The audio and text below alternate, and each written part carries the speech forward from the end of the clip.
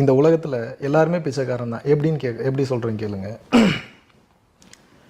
பஞ்சபூதங்கள் நிலம், நீர், நெருப்பு, காற்று, ஆகாயம், இந்த பஞ்சபூதங்களுடைய சப்போர்ட் இல்லாமல் யாருக்கு எதுவும் கிடைக்காது. ஸோ மனிதன் எனக்கூடிய ஒரு சாதாரண பிறவி இறை எனக்கூடிய பேரொழிகிட்ட இருந்து ஏதோ ஒன்றை தினமும் பிச்சை வாங்கி கொண்டே இருக்கிறான். அதை நான் உணர்ந்ததனால் நான் பிச்சைக்காரன் என்று ஏற்றுக்கொண்டேன். பல பேர் அதை என்ன ஏற்றுக்கலன்னு நான் நினைக்கிறேன். மொத்த வாழ்க்கையுமே சுற்றுலா தான். இங்கே பிறப்பிலிருந்து இறப்பு வரை சுற்றுலா தான். இங்கே ஜெயிக்கிறதுக்கு ஒன்றும் இல்லை, இழக்கிறதுக்கு ஒன்றும் இல்லை. The whole life is a process. எத்தனையோ நாடுகள் போகணும்னு நினைச்சாலும் இறைவன் ஒரு சில நாடுகளுக்கு தானே முன்னாடி விசா கொடுக்குறாரு. அப்போ இறைவன் ஏதோ ஒரு காரணத்துக்காக இங்கே வர வச்சிருக்கிறாருன்னு நான் நினைக்கிறேன். நான் ஒன்றுமில்லை என்று உணர்வதற்காக தான் இந்த மொத்த வாழ்க்கையுமே. ஆங்காரம் உள்ளடக்கி ஐம்புலனை சுட்டறுத்து தூங்காமல் தூங்கி சுகம் பெறுவதற்காலம்ங்கிறார் பத்ரகிரியார். தன்னை எறிய தனக்கொரு கேடில்லை, தன்னை எறியாமல் தானே கெடுகிறான், தன்னை அறியும் அறிவை அறிந்த பின் தன்னை அரிசிக்கத்தான் இருந்தானேங்கிறார் திருமூலர். உடம்பார் அழியின் உயிரார் அழிவர், திடம்பட மெய்ஞானம் சேரவும் மாட்டார், உடம்பை வளர்க்கும் உபாயம் உணர்ந்த பின் உடம்பை வளர்த்தேன் உயிர் வளர்த்தேனேங்கிறாரு. அப்ப என்னன்னா, உங்களுக்கு பொருள் தெரிகிறது, பொருள் எங்கே இருந்து வரக்கூடிய மூலப்பொருள் உங்களுக்கு தெரிவதில்லை. அந்த மூலப்பொருள் என்றால் என்ன, அந்த மூலப்பொருள் எந்த மெய்ப்பொருளில் இருந்து வருகிறது, அந்த மெய்ப்பொருள் உண்மைதானா, அது உண்மையாவே மெய்ப்பொருள் தானா எனக்கூடிய அந்த ஞான கல்வியை கொண்டு போய் சேர்க்கறதுக்கு நான் இல்லை, நாளைக்கு நீங்க உணர்ந்தீங்கன்னா நீங்க கூட கொண்டு போய் சேர்க்கலாம். பரஞ்சோதி பாபான்னு ஒருத்தர் வடபழனியில இருந்தார். அவர் அங்க இருக்கக்கூடிய ஒரு தனியார் ஸ்டுடியோல ஒர்க் பண்ணிட்டு இருந்தாரு. டக்குன்னு ஒரு ரியலைசேஷன் வருது, சினிமால இருந்து அப்படியே போய் ஆன்மீகத்துக்கு போயிட்டார். இதுல நிறைய வகைகள் இருக்கு. ஆன்மீகம்னா இப்படித்தான் போகணுன்றது ஆன்மீகம் இல்லை. அவரவர் புரிதலுக்கு தகுந்தாற் போல, அவரவர் அனுபவங்களுக்கு தகுந்தாற் போல அவரவருடைய ஞான கருத்தை உலகமெங்கிலும் கொண்டு போய் சேர்க்கிறார்கள். ஓஷோவை செக்ஸாமியாருன்னீங்க, இன்னைக்கு ஓஷோவை போல சிறந்த மகான உலகமே பார்க்க முடியலன்றீங்க. ஓஷோ தந்திரான்னாரு, அதவே தான் திருமூலர் பரியங்க யோகம்ங்கிறாரு. அப்ப என்ன, நமது அறிவு நிலைக்கு ஒரு சில விஷயம் இப்ப புரியல, போக போக புரியும். 1000ல் ஒருவன் படத்தை ஆரம்பத்தில் யாருமே கொண்டாடல. இன்னைக்கு 1000ல் ஒருவன் மாதிரி ஒரு சிறந்த படமே இல்லைன்றாங்க. செல்வராகவன் மாதிரி ஒரு மிகச்சிறந்த கிரியேட்டர் இல்லைன்றாங்க. ஸோ எல்லா வகையிலையும் கொடுக்கக்கூடிய பதில் என்னன்னா, உண்மையை உணர்ந்தவன் ஹையர் வைப்ரேஷன்ல இருப்பான். லோயர் வைப்ரேஷன் பீப்புளுக்கு முடிஞ்ச அளவுக்கு அந்த கருத்துக்களை தத்துவங்களை கொண்டு போய் சேர்க்க வேண்டும் என்று நினைக்கிறான். ஆனால் பிரச்சனை என்னன்னு வந்து கேட்டீங்கன்னா, எல்லோருக்கும் அது புரிவதில்லை. காலம் வரும்போது தானாக புரிந்து விடுகிறது. வெற்றி நீங்க எதை மீன் பண்றீங்க நீங்க சொல்லுங்க. நம்ம என்ன சொன்னாலும் இந்த உலகத்துல 1008 விமர்சனங்கள் வரும், சரிங்களா? இங்கு ஜெயித்தவனுக்கும் வரலாறு உண்டு, தோற்றவனுக்கும் வரலாறு உண்டு. விமர்சனம் செய்பவனுக்கும் வேடிக்கை பார்ப்பவனுக்கும் வரலாற்றில் ஒரு வரி கூட கிடையாதுன்றாங்க. ஏத்துக்கிறீங்களா இல்லையா நீங்க? நான் உண்மையான வெற்றியா என்ன நான் கருதுறேன் அப்படின்னா, தன்னை உணர்தலை மட்டும்தான் உண்மையான வெற்றியா கருதுறேன். இறைவன் அந்த ஆப்பர்ச்சுனிட்டியை வந்து ஏற்படுத்தி கொடுத்துருக்கிறாரு.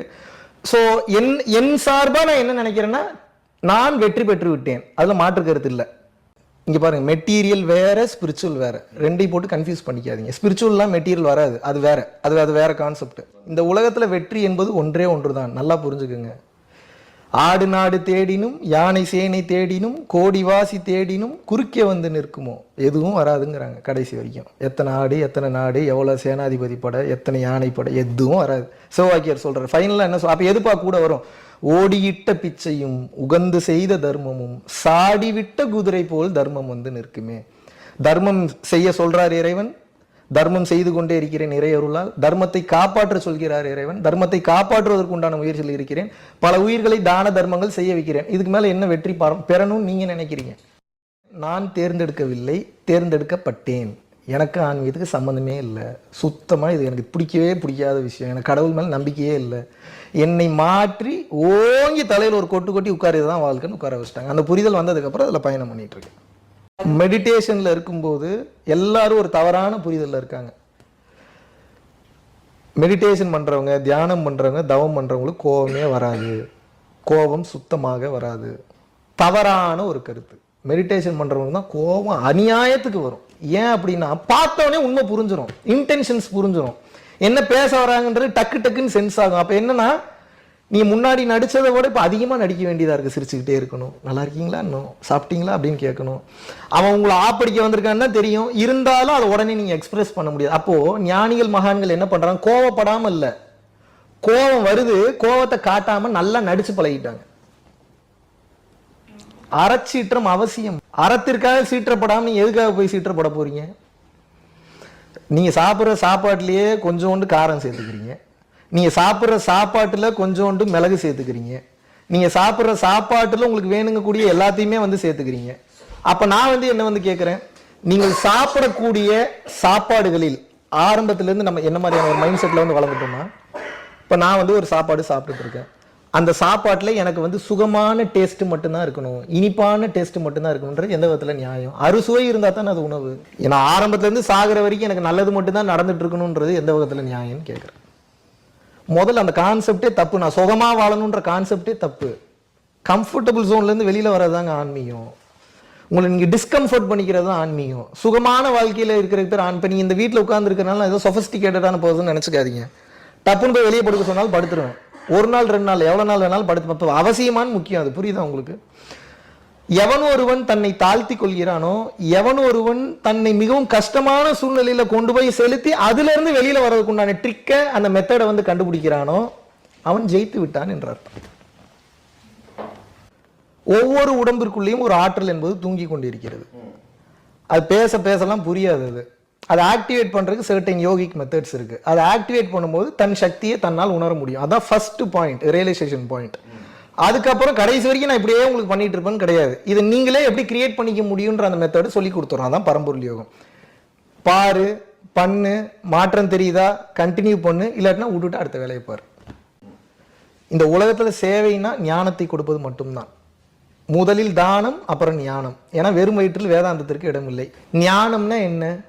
கற்றுக்கொண்டதை மறப்பதற்கு பேர் ஞானம். ஓங்கி மண்டையில் அடிச்சு மறக்கிறது கிடையாது. Unlearning progress. Learning something is called knowledge, unlearning something is called wisdom.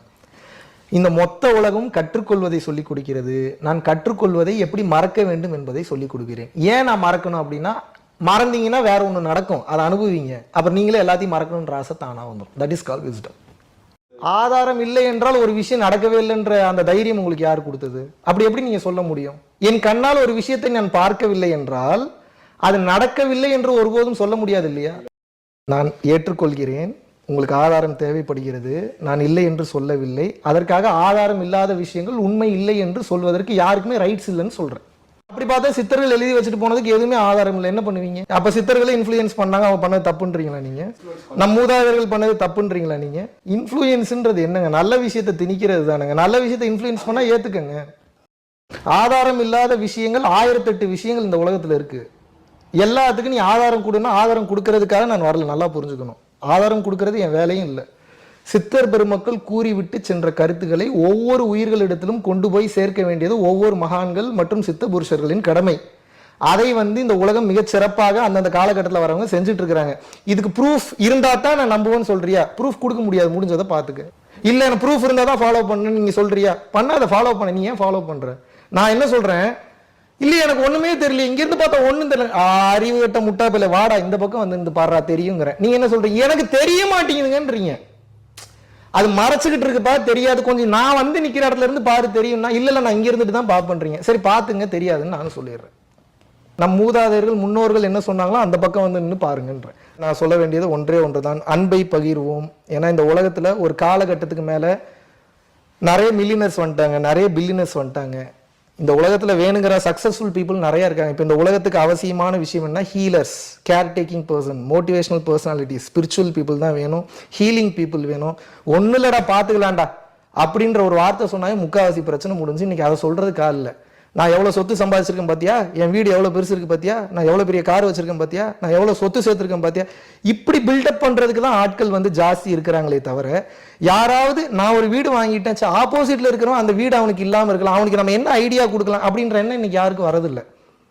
நம்ம போய் சொல்லிட்டா நம்ம மேலே கேஸ் கொடுத்துருவாண்டோன்ற பயம் தான் ரொம்ப ஜாஸ்தி இருக்கு. அப்போ என்னன்னா, இது எப்பேற்பட்ட ஒரு சமூகமாக வளர்ந்துட்டு வருதுன்றதை நம்ம தெரிஞ்சுக்கணும்.